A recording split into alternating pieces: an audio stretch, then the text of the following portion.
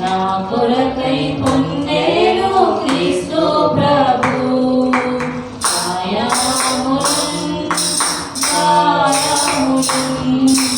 నా కొరకై పొందేను క్రీస్తు ప్రభు స్వరూపమైన సొగసైన లేదు దుఃఖపడి చూడలేను స్వరూపమైన సొగసైన లేదు దుఃఖపడి చూడలేను వ్యాధిగ్రస్తుడుగా వ్యాకులముందే వీక్షించి త్రిప్పిరి ముఖము వ్యాధిగ్రస్తుడుగా వ్యాకులముందే వీక్షించి త్రిప్పిరి ముఖము గాయములన్ నా కొరకై పొందేను క్రీస్తు ప్రభు గాయములన్ నా కొరకై పొందేను క్రీస్తు ప్రభు మారోగములను మారుకములను మనకై తానే భరించే మారోగములను మారుకములను మనకై తానే భరించే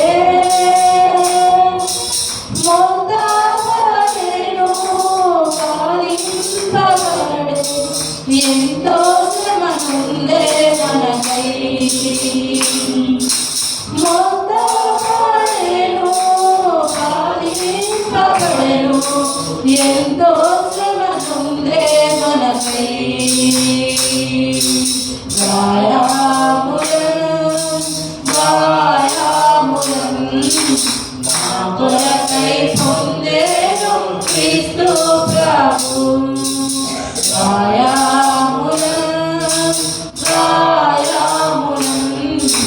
నా కొరకై పొందేను క్రీస్తు ప్రభు అతిక్రమ క్రియలను బట్టి మలినంగా కొట్టబడెను అతిక్రమ క్రియలను బట్టి మలినంగా కొట్టబడెను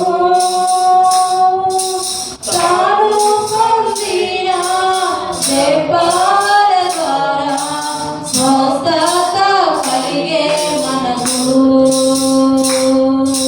తాను పొందిన దెబ్బల ద్వారా స్వస్థత కలిగే మనకు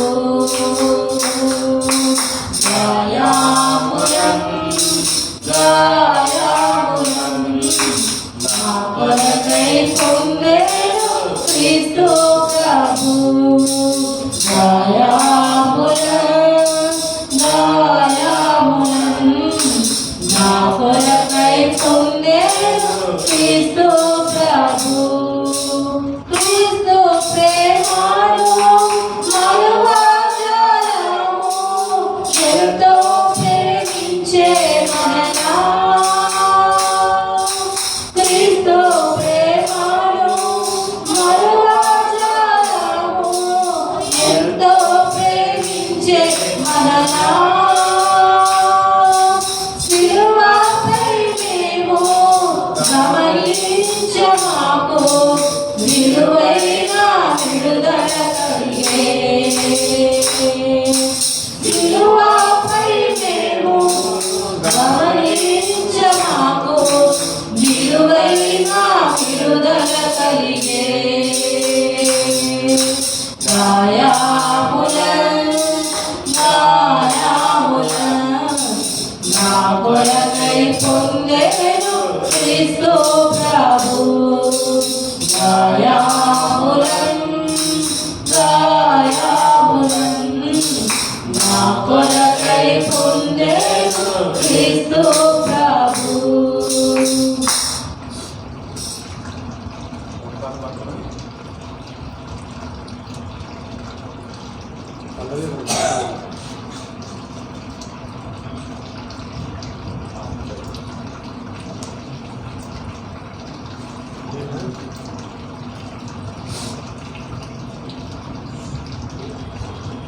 ఎంత మంచి దేవుడవయ్యా, ఎంత మంచి దేవుడవేసయ్యా,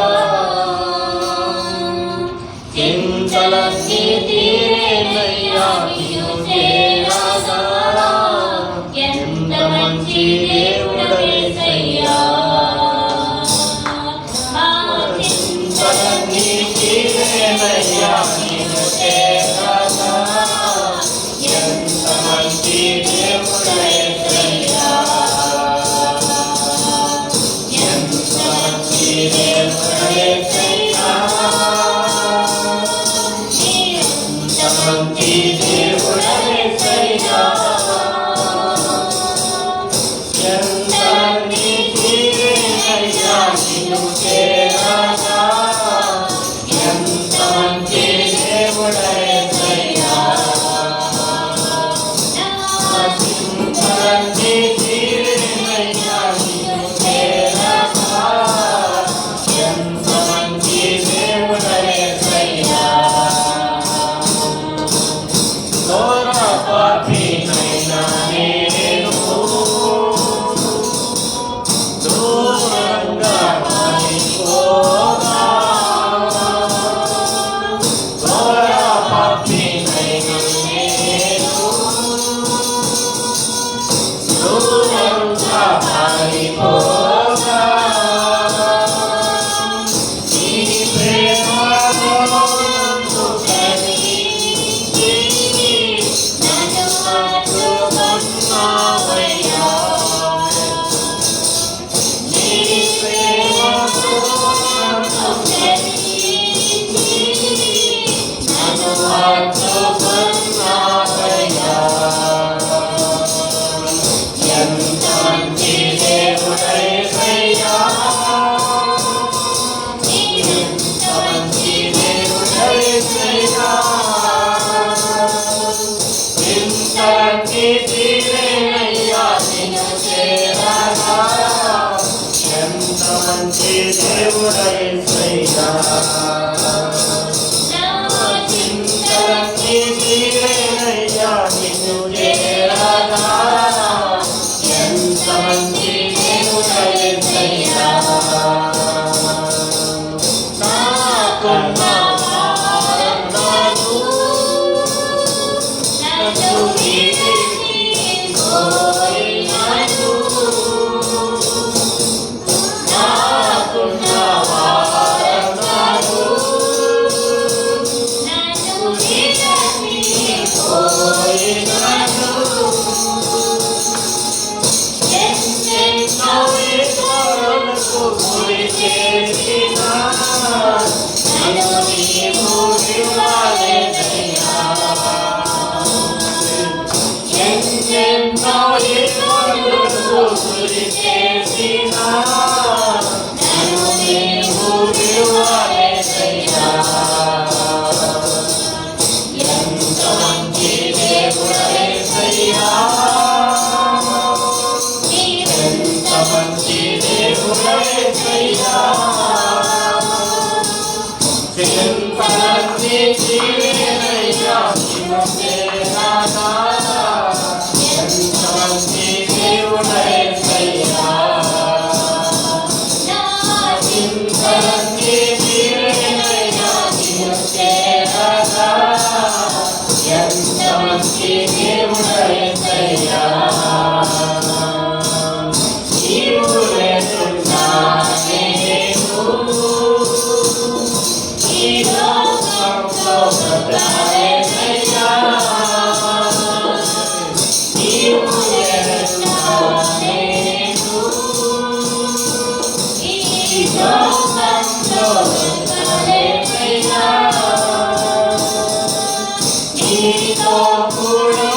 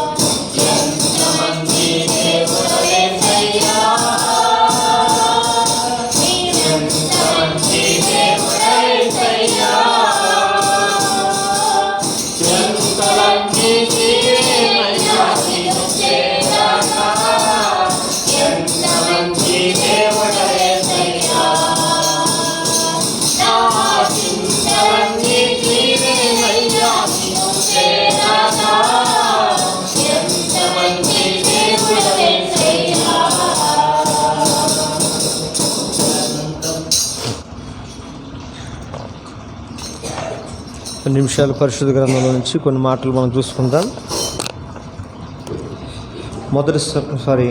మత్తయి సువార్త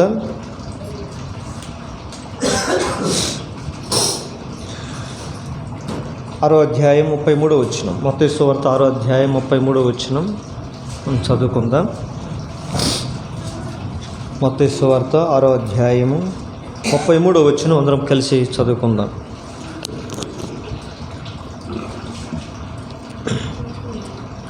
చదవండి, అందరూ కలిసి చదవండి.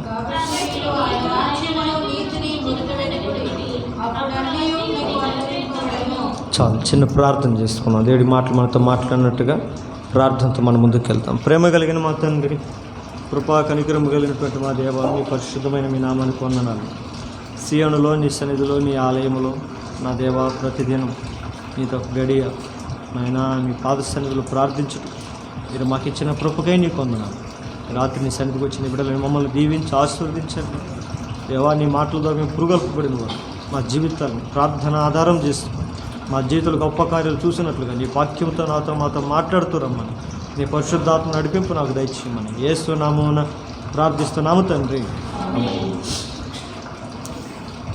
చదవబడినటువంటి మాట, ప్రభువైన యేసుక్రీస్తు వారు ఈ లోకంలో దేవుడి ఒక ఉన్నతమైనటువంటి ఒక మాట ఏదైనా ఉంది అంటే ఈ వచనం. ఈ భూమి మీద చాలామంది చాలా వెతుకుతూ ఉంటారు కదా. మన అవసరతల నిమిత్తమై, మనకు కష్టాల్లో నెమ్మది నిమిత్తమై, పరిస్థితుల్లో సమాధానం నిమిత్తమై భూమి మీద మనకు అనుకూలమైన వాటిని మనం వెతుకుతూ ఉంటాం. మనకు కావాల్సిన వాటిని మనం వెతుకుతూ ఉంటాం. వెతికి వాటన్నిటినీ భూమి మీద మనం చాలా వరకు మనం పొందుకోలేము. మనకు చాలా పొందుకోవాలని ఆశ ఉంటాయి కదా. మనం చాలా జీవితంలో చాలా పొందుకోవాలని ఆశ ఉంటుంది. వాటి నిమిత్తం మనం ఎదుగుతూనే ఉంటాం, ప్రయాసపడుతూనే ఉంటాం. కానీ వెతికినవి కొన్ని దొరుకుతాయి, కొన్ని వెతికేవి మనకు కావాల్సిన మన జీవితంలోనికి రాలేవు. కానీ దేవుడు అంటున్నాడేడా, నా నీతిని నా రాజ్యమును మొదట వెతకండి. అంటే మొదట అనే పదము చాలా ఇంపార్టెంట్గా ఉంటుంది. అంటే మొదట అంటే వన్ అని, నెంబర్ వన్ ప్లేస్ అని. మొదటిది అంటే రెండవదిగా అని ఉంటే, మూడవదిగా అని ఉంటే, చివరిగా అని ఉంటే అది వేరే అర్థం. మొదటిగా దేవుడు అంటున్నాడు, మనము వెతకాల్సినవన్నిటిని మనం పొందుకోవాలని అంటే, లేదా మనం వెతికే వాటన్నిటినీ, మనం కావలసిన వాటన్నిటిని మన జీవితంలో మనము దగ్గరికి నడిపించుకోవాలని అంటే మొదటిగా మీరు ఏం వెతకాలి అని అంటే దేవుని రాజ్యమును ఆయన నీతిని వెతకమంటాడు. ఇప్పుడు మన ఇల్లు ఉంది. మన ఇల్లు అంతా 2 కోట్లు పెట్టి కట్టించుకున్నా కూడా ఇంటి ముందు నిలబడి ఇంత తాళం బుర్ర ఉంటే ఆ తాళం తీయడానికి ఫస్ట్ కీనే ఎత్తుకుతాం కదా. కీ లేకుండా అది తీసేదానికి మనం ఫస్ట్ ఇచ్చిన దాన్ని ఎత్తుకుతాం. అంటే అంత పెద్ద ఇల్లు కట్టినా కూడా కీ ఎంత పెద్దది వేస్తారా? ఇంతదే. ఎంత పెద్ద భవనం అన్నా కానివ్వండి, దానికి సెక్యూరిటీగా సేఫ్టీగా ఉండేది ఇంతే ఉంటుంది. కీ కదా, దాని తీసేకి ఇంతే ఉంటుంది. మన ఆధ్యాత్మిక జీవితంలో కూడా, మన బ్రతుకుల్లో కూడా పెద్ద కష్టాలు ఉంటాయి, పెద్ద సమస్యలు ఉంటాయి, పెద్ద బాధలు ఉంటాయి, చాలానే ఉంటాయి.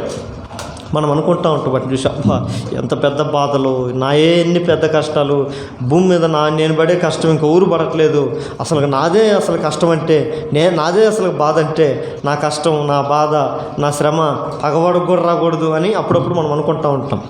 కానీ మనకున్న శ్రమ ఎంత పెద్దదైనా, మనకున్న కష్టం ఎంత పెద్దదైనా, మనకున్న ప్రతికూల పరిస్థితులు ఎంత పెద్దదైనా కూడా చిన్న ప్రార్థనని కీ ద్వారా వాటన్నిటి నుంచి మనం విడుదల పొందకపోవచ్చు. చిన్న ప్రార్థన. అందుకని యేసుప్రభు అదే మత్తయి సువార్తలు అంటాడు, వెదుకుడి మీకు దొరుకునట్టు. అంటే మనం వెతికితే దొరుకుతుంది కూడా. కానీ మొదటిగా ఏం వెతకాలి అని అంటాడంటే ఆయన్ని వెతకాలి. ఆయన రాజ్యం అంటే ఆయన నివసించేది ఒక సామ్రాజ్యం, ఆయన సన్నిధి, ఆయన ఆలయం, ఆయన యొక్క మందిరం. ఆయన సన్నిధికి వచ్చిన తర్వాత ఆయన రాజ్యమును, ఆయన నీతిని ఎతకాలంటే, మన నీతి కాదు. ఆయన సన్నిధిలోకి వచ్చిన తర్వాత కూడా ఈ రాత్రి మనం అనుకుందాం, మనం ఈరోజు ఈ సన్నిధికి వచ్చాం. ఇక్కడ మనం ఏదైనా అడిగేటప్పుడు ఎలా అడగాలి అని అంటే, మన నీతిని ఆధారం చేసుకొని పొర్రపాటున ఒక్కట కూడా అడగకూడదు. దేవా నేను ఎందుకు నమ్మిక ఇచ్చాను కదా, నాకు సహాయం చేయి అని పొరపాటును మనం అడగకూడదు. ఎందుకంటే మన నమ్మకం ఎలాంటిదో దేవుడికి తెలుసు. మన నమ్మకం ఎలాంటిదే దేవుడు అంటాడు కీర్తనలు, మనందరము కూడా మట్టి వంటి వారమని ఆయన తెలుసుకొని ఉన్నాడంట. మనం ఎలాంటి వారమో, మనం ఎంత బలహీనులమో, మనం ఎంత అస్థిరత్వం కలిగిన వారమో, స్థిరం లేని మన జీవితాలు. మనం ఒక్కొక్కసారి సంతోషం వచ్చినప్పుడు దేవానికి స్తోత్రం అంటాం. అదే కష్టం ఎక్కువ వచ్చినప్పుడు దేవా ఏంటి ప్రభు ఈ బాధ అని మళ్ళీ బాధపడతాం. అంటే మనము రెండింటిని సమానంగా తీసుకోలేం. దేవుడు మనతో ఉన్నాడని భావించినప్పటికీ కూడా సంతోషంలో దేవుడు మనతో ఉన్నాడు అనుకుంటాం, కష్టం వచ్చినప్పుడు దేవుడు మనతో లేడని అనుకుంటాం. అంటే రెండింటి స్వీకలుగా మనం తీసుకోలేకపోతాం. నిజమైన కష్టంలో నా దేవుడు ఉన్నాడు, దేవా నీకే మహిమ కలిగిన, కానీ ఏబులాగానే వాళ్ళు చాలా కష్టం కదా. ఏబు అంటే నీతిమంతుడు భక్తి బలి ఉన్నాడు కాబట్టి అన్నాడు. మనం అనగలమా? అనలేము. అందుకని మనం దేవుని సన్నిధుల్లో మనం ఎదకాల్సినవి, మనం పొందుకోవాల్సినవి అడిగేటప్పుడు దేవుని సన్నిధికి నా రాజ్యమును నా నీతిని వెతకడం. అంటే ఆయనది ఒక రాజ్యం ఉంది, ఆయన ఒక ఉన్నతమైనటువంటి రాజ్యం. ఆ రాజ్యంలో ప్రతి ఒక్కరికి దేవుడు అవకాశం ఇస్తాడు. కానీ అడిగేటప్పుడు ఆయన నీతిని బట్టి అడగాలి. దేవా నీ విశ్వాసతను బట్టి, నీ నీతిని బట్టి. అంటే నీతి ఏంటంటే ఆయన ఉన్నతమైన నమ్మకత్వాన్ని బట్టి. దేవుడు అంటాడు, మిమ్మల్ని పిలిచిన దేవుడు నమ్మదగిన దేవుడు. పిలిచిందంటే మనల్ని అందరూ వచ్చేసిన వీడికి, మనల్ని ఏం ఆధార్ కార్డులు అడగలేదు, ఇంకొకటి అడగలేదు. ఉన్నతమైన పిలుపుతో ఆయన పిలిచాడు. ఇప్పుడు ఆ పిలుపుని బట్టి మనం అడగాలి. దినవృత్తాంత గ్రంథంలో కూడా అదే అంటాడు, దేవుని ఆలయం కట్టిన తర్వాత దేవా ఎవరైనా కానీ ఈ ఆలయంలోనికి వచ్చి వాళ్ళ కష్టం వచ్చినప్పుడు, శ్రమ వచ్చినప్పుడు, తెగులు వచ్చినప్పుడు, బాధ వచ్చినప్పుడు ఆకాశముందున్న నీ వైపు చేతులెత్తి ప్రార్థన చేసినప్పుడు ఆకాశము నుండి నీ వారి ప్రార్థన ఆలకించి వారికి సహాయం చేయి అని అడిగాడా లేదా? ఆ ప్రార్థన దేవుడు మెచ్చుకొని సమూయేలుతో అంటాడు, సమూయేలు నువ్వు చేసినటువంటి సొలొమోను నువ్వు చేసినటువంటి ప్రార్థన నేను అంగీకరించి ఉన్నాను అంటాడు. ఆమె అంగీకరించున్నాను. నా పేరు పెట్టబడిన నా స్థలములో ప్రజలు తమ్ము తాము తగ్గించుకొని నా సన్నిధిలో కానీ ప్రార్థన చేస్తే నేను వారి ఆకాశము నుండి వారి కార్యములు నేను నిర్వహిస్తాను. దేవునికి స్తోత్రం. కనుక ఈ రాత్రి కలుస్తాం. దేవుని సన్నిధిలో మనం కావలసిన వాటిని ఆయన ఎదుట పెట్టి ఉన్నతమైనటువంటి గొప్ప అవకాశం దేవుడు మనకి ఇచ్చాడు. అందుకని మొదటగా మనం ఏం ఎదుగుతూ వచ్చేది ప్రతిది కూడా. ఇప్పుడు మనం కూడా జీవితంలో చాలా ప్రయత్నాలు చేసి విఫలమైపోతాం. ఒక్కొక్కసారి కొన్ని ప్రయత్నాలు చేసి విఫలమైపోతాం. అవన్నీ తీసుకొని వచ్చి దేవుని సన్నిధిలో, ప్రభువా నా ప్రయత్నాలు చాలానే ఉన్నాయి, కానీ నేను మొదటగా అవన్నీ సఫలపరచడానికి నీ సన్నిధికి వచ్చినాను. నీ మార్గం యెహోవాకు అప్పచెప్పుము, ఆయన నిన్ను ఆదుకోను అంటాడు. నీ భారం యెహోవా మీద మోపము, ఆయన నిన్ను ఆదుకుంటాడు. నీ మార్గం యెహోవా అప్పచెప్తే మన త్రోవల్ని సరళము చేస్తాడంట. అంటే మొదటగా మనం ఆయనకు అప్పచెప్పుకోవాలి, ఆయనకు అప్పచెప్పుకోవాలి. ప్రభువా ఇదిగో నా ముందు ఉన్నది ఈ గోలు, ఈ పరిస్థితి ఉంది, ఈ శ్రమ ఉంది, ఈ కష్టం ఉంది, ఈ అవసరం ఉంది, ఈ అక్కర ఉంది అని మనం ఎప్పుడు దేవుణ్ణి అడిగేవారంగా ఉండాలి.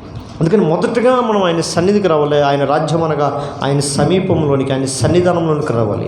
ఆయన సన్నిధానంలో మన గొప్పతనాన్ని బట్టి కాక, మన విశ్వాసం బట్టి కాక, మన నీతిని బట్టి కాక, ఆయన నీతిని బట్టి మాత్రమే మనం అడగాలి. ఎలాంటిది? ప్రభా నువ్వు గొప్పవాడివి, నువ్వు నీతిమంతుడివి. మేము నీతిమంతులము కాదు, మేము పాపులమే, మేము పాపాత్ములమే, మేము అపరాధులమే, మేము బలహీనులమే, మేము స్థిరం లేని వారమే.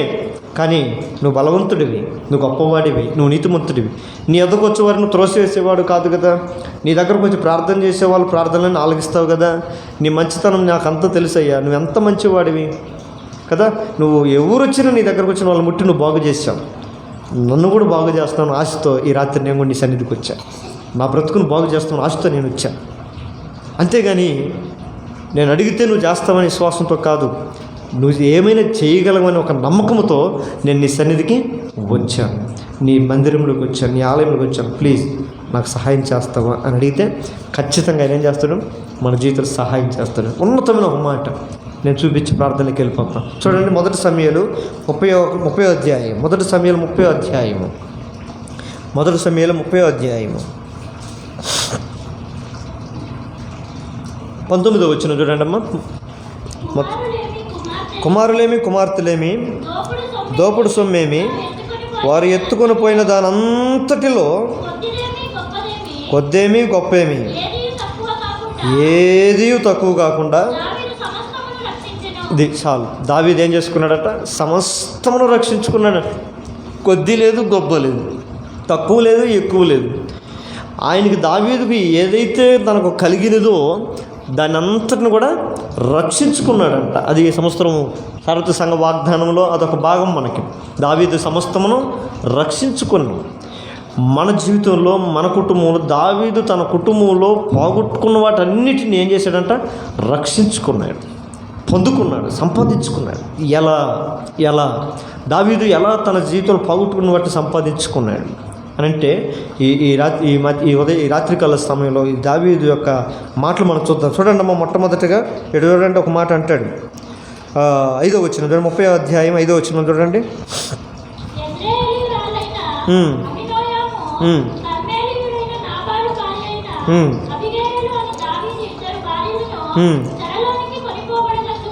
చాలే చూడండి, ఇక్కడ అంతా దావీదు యొక్క భార్యలు, బిడ్డలు, తన కుటుంబంలో ఉన్నవన్నీ కూడా చెరపట్టబడ్డాయి. అంటే వేరే వాళ్ళు వచ్చి దోచుకెళ్ళిపోయారని, అంటే కుటుంబం మీద దాడి చేసి వాటన్నిటి పట్టుకెళ్ళిపోయారని.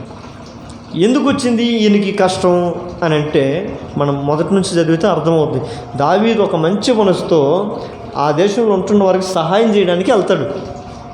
సహాయం చేయడానికి వెళ్తే ఆ వెళ్ళే లోపల, తిరిగి వచ్చే లోపల ఇక్కడ జరగరాని నష్టం జరిగిపోయింది. పెద్ద నష్టమే జరిగిపోయింది. తనకున్నదంతా దోచుకొని వెళ్ళిపోయారు. తన బంధువుల్ని, తన భార్యల్ని, తన బిడ్డల్ని, కష్టపడి సంపాదించుకున్నదంతా కూడా పట్టుకుపోయారు. దావీదు తిరిగి వచ్చి చూసే లోపల సిక్కులు కాలిపోతుంది. వాళ్ళు వెళ్ళిపోకుండా నిప్పు కూడా పెట్టిపోయారంట. అగ్ని ఏం చేస్తుంది? సమస్తాన్ని కాల్చివేస్తుంది. అంటే తిరిగి లేదు. అంటే ఒకవేళ వెళ్ళి తనకున్న ఇంట్లో అయినా బ్రతకదాము, ఇంట్లో ఉందామంటే ఇల్లు కూడా లేదు, నివాసం కూడా లేదు. సమస్తమును శత్రువులు కాల్చివేశారు. ఏమి లేని పరిస్థితి. గుండెలు అవిసేలాగా ఏడుస్తున్నారు, ఎంతో బాధపడుతున్నారు, ఎంతో వేదన చెందుతున్నారు. చూస్తే ఏమి లేని స్థితి. కింద చూస్తానంటాడు, దావీదు ఈ పరిస్థితి చూసి ఎంతగానో దుఃఖిస్తున్నాడంట. దుఃఖం మన జీవితంలో, మన బ్రతుకుల్లో, మన కుటుంబాల్లో కూడా కొన్నిసార్లు మనం మంచిగా పోయి ఏమవుతుంది? మంచిగా పోయి నష్టం, మేలుగు పోయి కీడు అన్నట్టుగా మన జీవితాలు కూడా జరుగుతూ ఉంటాయి. దావీదు జీవితంలో కూడా ఇదే. ఏదో ఉన్నతమైనటువంటి ఒక ఆలోచనతో నాకు సహాయం చేసిన వారికి, నాకు ఉపయోగపడిన వారికి, నాకు తోడున్న వారికి, నాకు ఆశ్రయం ఇచ్చిన వారికి నేను ఏదైనా సహాయం చేద్దామని వెళ్ళేసి వస్తే శత్రువులు ఏం చేశారు? మొత్తం దోచేశాను. అక్కడ నిలబడి ప్రార్థన చేస్తాడు. ఇప్పుడు ఆ సమయంలో ప్రభా ఏంటిదని చూడండి. ఆ మాట కూడా చూడండి అమ్మా. 6వ వచనం చూడండి. దావీదు మిక్కిలి దుఃఖపడెను.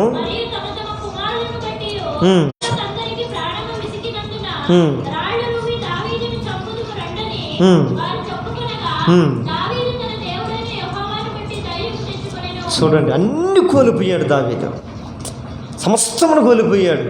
కానీ దావీదుకు మాత్రం ఒక ధైర్యం ఉందంట. దేన్ని బట్టి? తన దేవుడైన యెహోవాను బట్టి. ఆమేన్. ఆయన చుట్టూన్న వాళ్ళు ఏం చేశారు? అప్పుడు దాకా దావీదు, నువ్వు మాకు నాయకుడిగా ఉండాలయ్యా, నువ్వు మాకు రాజుగా ఉండాలయ్యా అన్నటువంటి వారు కష్టం వచ్చే లోపల తన వారే అతన్ని రాళ్ళతో కొట్టి చంపాలనుకుంటారంట. చూడండి ఎంత బాధాకరమైనటువంటి విషయం. తన వారే అతను రాళ్ళతో కొట్టి చంపాలని తీర్మానం చేసుకుంటారు. కానీ వాళ్ళందరూ పరిస్థితులు వేరే రకం ఉన్న దావీదు మాత్రం ఏమెతుకుతున్నాడు? దేవుని సన్నిధిని, తన దేవుడిని యెహోవాను బట్టి నమ్మిక ఉంచి ధైర్యంగా ఉన్నాడు. మన జీవితంలో మనకు కలిగిన ధైర్యం ఏంటయ్యా అంటే, మన జీవితంలో దావీదు కూడా కోల్పోయినట్టుగా మన జీవితం చాలా కోల్పోయి ఉంటాం. మనం చాలా కోల్పోయి ఉంటాం కదా. దేవుడిని నమ్ముకొని చాలానే బాగొట్టుకుని ఉంటాం మనం. రైటా కాదా? కొన్నిసార్లు దేవుని నమ్ముకున్న సీరియల్ చూడకుండా బాగొట్టుకుని వెళ్ళా, సినిమాలు బాగుండా సరిపెట్టుకుని వెళ్ళా, ఎన్ని పోయిల్లా కాదా? ఏం సతీశం, ఎన్ని పోయినట్టే కదా, ఎన్ని బాగొట్టుకున్నట్టు కదా. ఇప్పుడు మళ్ళీ సినిమాలకు పోవాలన్నా లేదా? అది కాదు. ప్రభా నేను నమ్ముకున్నందుకు సినిమాలకు పోలేదు, నేను నమ్ముకున్నందుకు క్లబ్బులకు పోలేదు, క్లబ్బులకు పోలేదు నేను. అవి కాదు. తనకు కలిగినవి సంతోషాన్ని ఇచ్చేది. కుటుంబం ఏంటి? భార్య అంటే తోడు ఉండేది, బిడ్డలంటే స్వాస్థ్యంగా ఉండేది, శాశ్వతంగా ఉండేవి, సమాధానకరంగా ఉండేవి, ఆనందకరమైన జీవితాలు. ఆస్తి అంటే తనకు సేఫ్టీ అనుకున్నది, నా కుటుంబానికి భద్రత అనుకున్నది, అన్నీ కోల్పోయారు. అయితే దావీదుతో ఉన్నటువంటి ప్రజలు ఇంక అన్నీ పోయాయి, ఇతని వల్లే మనకు పోయాయి అని దావీదును కొట్టాలని చూసి చంపాలని చూశారు. కానీ పోగొట్టుకున్న వాటి గురించి చింత లేదు. కానీ దావీదుకు దుఃఖపడ్డాడు. యాక్చువల్ ఏం చేశాడు? దుఃఖమైతే పట్టాడు. మనకు కూడా మన జీవితంలో కొన్ని దుఃఖాలు ఉంటాయి, కొన్ని పరిస్థితులను బట్టి దుఃఖం ఉంటుంది. దుఃఖం ఉండకుండా ఉండదు. ఖచ్చితంగా కొన్ని పరిస్థితులు మనకు దుఃఖం కలుగుతుంది. దావీదు కూడా అదే దుఃఖం కలిగింది. ప్రభా, ఏంటి ప్రభా ఇట్లా అయిపోయింది నా పరిస్థితి, నేను నీ యందు ఎలాంటి వాడినో, నీ యందు భక్తి కలిగిన వాడిని, ప్రార్థించేవాడిని, విశ్వాసం కలిగిన వాడిని, నీ సన్నిధికి వచ్చేవాడిని, ఎల్లప్పుడూ నీ సన్నిధి ప్రేమించేవాడిని, మరి నాకెందుకయ్యే ఈ కష్టాలు, నాకెందుకయ్యే ఈ బాధలు? నేను నా చుట్టూ ఉన్నవారు బాగుండాలని, నా ప్రజలు బాగుండాలని, నా కుటుంబం బాగుండాలని నేను ఆశపడితే ఈరోజు అవన్నీ కూడా నా జీవితంలో లేకుండా పోయినాయే అని కాస్తంత బాధపడినా, దుఃఖపడినా, ప్రజలందరూ ప్రతికూలమయ్యే లోపల దావీదు మాత్రము దేవుని ఎడల ప్రతికూలం కాల, అనుకూలంగా ఉన్నాడు. ఆమేన్. అందుకని ఆడ కింద అంటాడు, 7వ వచనంలో అంటాడు చూడండి, 8వ వచనం చూడమ్మా. నేను ఈ దండును తరిమిన ఎడల కలుసుకుందునని యెహోవా యొద్ద. అబ్బా చాలే, చూడండి ఏం చేశాడంట? దేవుని యొద్దకు వచ్చి విచారణ చేస్తున్నాడు. ఏమని? ప్రభా, నేను పోగొట్టుకున్న వాటన్నిటినీ నేను తిరిగి పొందుకోగలనా? ఎంత మంచి మాట. మనం కూడా ఈ రాత్రి అడిగితే ఎంత బాగుంటుంది ఈ మాట. ప్రభా, నా జీవితంలో నేను వెతకాల్సినది దొరకట్లేదు, వెతుకుతున్నది దొరకట్లేదు, కావాలనుకున్నది రావట్లేదు, పొందుకోవాలన్నది నేను పొందుకోలేకపోతున్నాను. నా ఆధ్యాత్మిక జీవితంలో ఏటినైతే ఆశిస్తున్నాను, నీ యందు నమ్మిక ఉంచి నా దేవా నువ్వు నా జీవితంలో ఇది చేస్తే బాగుండు అని కోరుకుంటున్నాను, అవన్నిటినీ నేను పొందుకోగలనా అని ఈ రాత్రి దేవుడితో విచారణ చేయగలిగితే దేవుడు ఏమంటాడంటమ్మా? ఏమంటాడు చూడు. యెహోవా తరుము, నిశ్చయముగా నీ వారిని నీవు కలుసుకొని తప్పక నీ వారందరినీ. అబ్బా, ఏంటంట?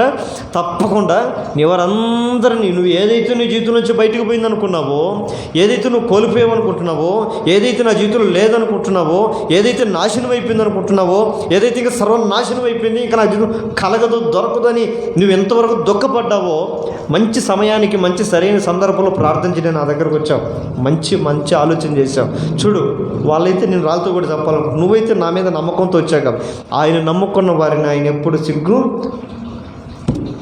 అంత మాత్రమే కాదు, ఆయన నమ్ముకున్న వారిని ఆయన ఎప్పుడు చెయ్యి విడిచిపెట్టు. నీవు నన్ను నమ్ముకుంటేవి కనుక నేను నిన్ను అంతే తప్పిస్తా.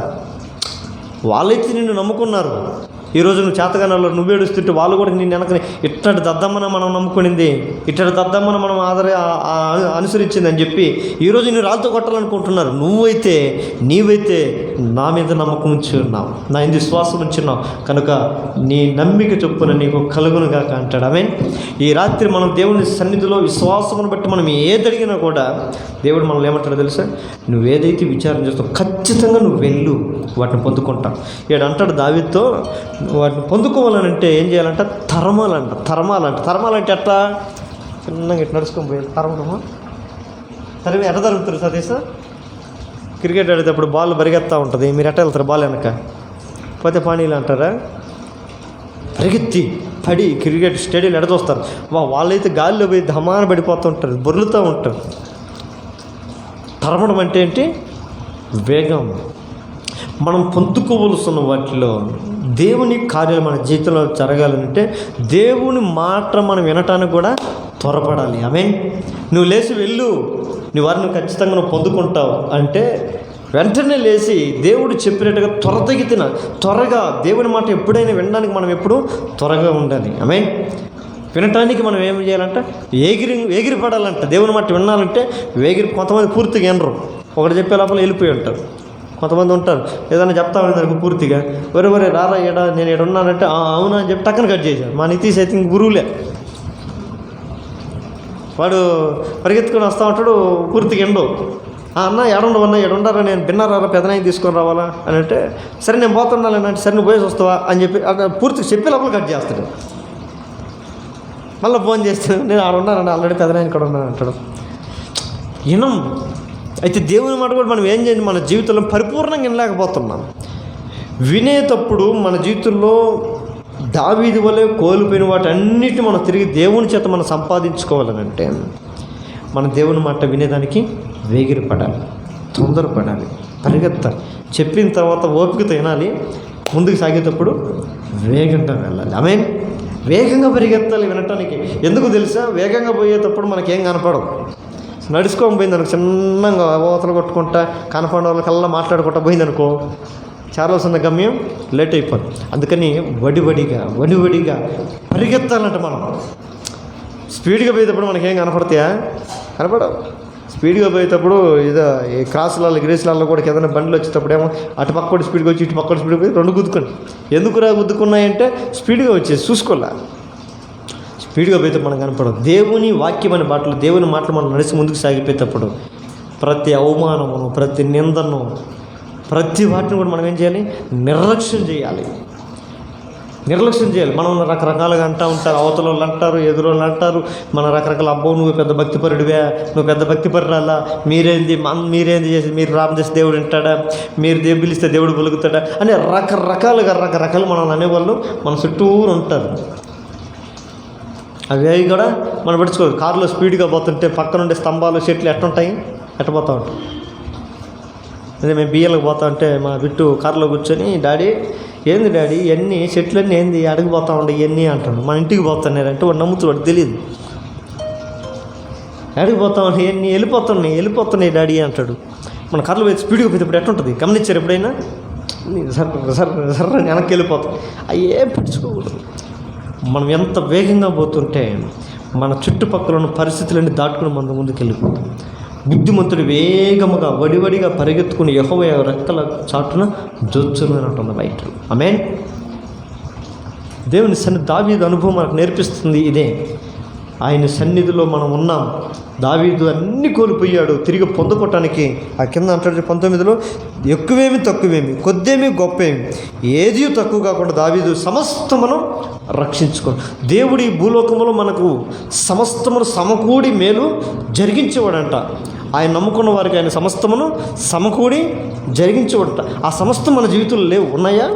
లేవు. మరి ఆ సమస్తమును సమకూడి మన జీవితంలో జరిగించుకోవాలంటే దావీదు వలె దేవుని బట్టి మొదటగా మనం ధైర్యం కలిగి ఉండాలి. రెండో, దేవుని సన్నిధిలో విచారణ చేస్తున్నాం. మనం దేవుని సన్నిధిలో విచారణ చేయాలి. మనుషుల కాడ కాదు, తల్లిదండ్రుల కాడ కాదు, పెద్దవాళ్ళ కాడ కాదు. ఏందమ్మా నా బ్రతుకు ఎట్టా, నా జీవితం ఎట్టా, నా పరిస్థితి ఎట్టా అని మనుషుల దగ్గర విచారణ చేస్తే ఏమీ రాదు. వాళ్ళు మనకు కొంత ధైర్యపరుస్తారు, వాళ్ళు ధైర్యం ఉన్నంత వరకు ధైర్యపరుస్తారు. వాళ్ళ ధైర్యం పోయిందనుకో మన కూడా మనతో పాటు కూర్చొని ఏడుస్తారు. అమ్మ ఏం చేసామమ్మ, ఏం చేద్దాము, మన బ్రతుకు ఎట్ట అయిపోయింది, మన పరిస్థితి ఎట్ట అయిపోయింది అని మనతో పాటు కూర్చొని ఏడుస్తారు. కానీ నేను ధైర్యపరచువారను నేనే. భయపడకు, దిగులు పడకు, నేను మిమ్మల్ని ధైర్యపరుతున్నాను. దేవుని దగ్గరికి మనం రావాలి. అందుకని వీళ్ళందరూ చక్కర ఉండింది అనుకో, వీళ్ళు పక్కన అందరూ చుట్టుకుంటే దావీదుని ఏం చేస్తున్నారు, రాళ్ళతో కూడా చంపేయనరు, ఇన్ని వీడి వల్లే మనకు వచ్చింది నష్టం అన్నారు. దావీదైతే దేవుని బట్టి ఈ రాత్రి మనం కూడా మోకాళ్ళ మీద పోతాం. అదర్ మోకాళ్ళ మీదకి వచ్చినట్లయితే ఓ 10 నిమిషాలు, ఒక 10 నిమిషాలు అందరం కూడా కళ్ళు మూసుకొని వెతుకుడి మీకు దొరుకునన్నాడు. వెతికేది కొత్త కాదు ఈ జీవితంలో. మన జీవితంలో మనం సంతృప్తి పరిచే విషయాల కొరకు మనం వెతుకుతూనే ఉంటాం. మానవుడు తన జీవితకాలం అంతా కూడా తన సంతోషం కోసం ఎలా బ్రతకాలని వెతుకుతూనే ఉంటాడు. కానీ ఆయన అంటాడు, దేవుడు అంటాడు, సంతోషం, సమాధానం, నెమ్మది అవన్నీ నా దగ్గర ఉన్నాయి కనుక మొదటగా నా నీతిని, నా రాజ్యమును వెతకమన్నాడు. ఆయన నీతిని బట్టి మనం ఈ రాత్రి కలసం దేవుని అడుగుదాం. దేవా, నా జీవితంలో, నా బ్రతుకుల్లో నేను వెతుకుతున్న వాటిని నాకు కనబడుతున్నాయి కానీ పొందుకోలేకపోతున్నానయ్యా. నాకు కావలసిన ఆశలు, నా కోరికలు నా ఎదురునే ఉన్నాయి. వాటి కొరకు నేను వెతుకుతున్నాను కానీ పొందుకోలేకపోతున్నానయ్యా. కొన్ని అయితే వెతుకుతున్నాను కానీ కనబడట్లేదు ప్రభా. నా జీవితంలో ఇటు చూసిన నిరాశ, నిస్పృహ, వేదన, బాధన ఇవన్నీ నన్ను అలుముకొని చుట్టుకొని ఉన్నాయి. ఈ పరిస్థితుల్లో సమాధానకరమైన నా జీవితాన్ని కొరకు నేను వెతుకుతున్నాను. సమాధానకర్త అయిన దేవా, నిన్ను వెతికి రాత్రి నీ సన్నిధికి వచ్చాను. దావీదు జీవితాన్ని మా జ్ఞాపకానికి తీసుకొచ్చాం.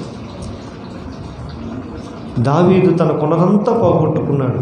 శత్రువు అన్నిటి దోచుకెళ్ళాడు. ఈ లోకంలో అపవాదిని సాతాను లేదా ఈ లోక విరోధి నా జీవితంలో నిన్ను నమ్ముకున్నందుకు నా జీవితంలో ఏమీ కలగకుండా చేశాడయ్యా. నాకున్నది ఒక్కటే, నువ్వు ఒక్కడివే నా జీవితంలో ఉన్నా. నేను కోరుకున్న జీవితం నాలో లేదు, నేను ఆశపడిన జీవితం నాలో లేదు, నేను ఆశించింది నాకు దొరకట్లేదు, నేను వెతుకుతున్నది నాకు కనబడట్లేదు, ఏది కూడా నా జీవితంలో లేదు. కానీ నా జీవితంలో నువ్వు ఉన్నావని దావీదు వల్ల నేను కూడా ధైర్యం పొందుకుంటున్నాను. నీ మీద ధైర్యంతో దావీదు నీ సన్నిధికి వచ్చి విచారిస్తున్నాడు, ప్రార్థన చేస్తున్నాడు. ఈ రాత్రి నీ సన్నిధిలో నీ ఆలయంలో నేను కూడా ప్రార్థన చేస్తాను. దావీదు ప్రార్థన చేసినప్పుడు అతను మొర ఆలకించావు. ఎక్కువేమి తక్కువేమి, కొద్దేమి గొప్పేమి, అంతటిని కూడా సంపాదించుకొని రక్షించుకున్నట్లుగా ఈ రాత్రి నా జీవితంలో కూడా నా కొరకై నువ్వు సిద్ధపరిచిన ప్రతి మేలు పొందుకోకుండా నా జీవితం వ్యర్థం కాకూడదయ్యా. నీ యందు భయభక్తులు ఎదిరించిన వారికి ఎంతో మేలును ఈ లోకంలో దాచించున్నావే. నీ యందు భయభక్తి కలిగిన మా జీవితాలు ఏ మేలు అనుభవించకుండా ఈ లోకంలో మేము మా జీవితాన్ని మేము ముగించకూడదయ్యా. నీ యందున్న ప్రతి మేలులు మేము అనుభవించి నేను స్తుతించినట్లుగా మా ప్రాణములను తృప్తిపరచండి. ఆశ కలిగిన ప్రాణాన్ని తృప్తిపరుస్తానన్నావు. ఈ రాత్రి మా ప్రాణములను తృప్తిపరిచేయ, సమాధానపరచు, మా కాపరి వేయండి, సరైనటువంటి ప్రదేశంలో మమ్మల్ని నడిపించండి, సమభూమి గల ప్రదేశంలో మమ్మల్ని నడిపించండి. ఆయన తన ఆత్మచేత బిందుశాలకు నన్ను తోడుకొని నీ వాక్యం సెలవిస్తుంది.